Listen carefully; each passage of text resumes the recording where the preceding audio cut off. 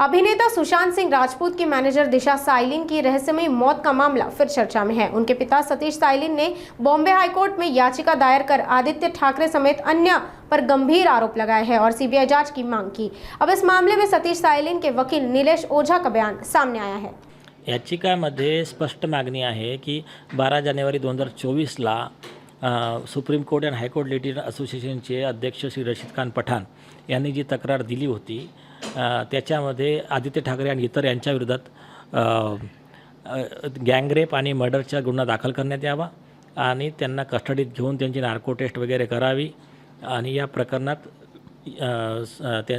हे सगळं scientific evidence आणि सगळा चौकशीचा अहवाल हे सगळं देशासमोर जनतेसमोर आणावा आणि आमच्या सतीश सारे यांच्या मुलीला न्याय द्यावा।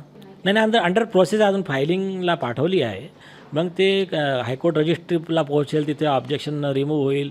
मग ते ऑब्जेक्शन रिमूव्ह झाल्यावर मग त्याचा नंबर येईल। नंबर आल्यावर आम्ही मेन्शन करून सर्क्युलेशन घेऊन मग हिअरिंगला लागेल।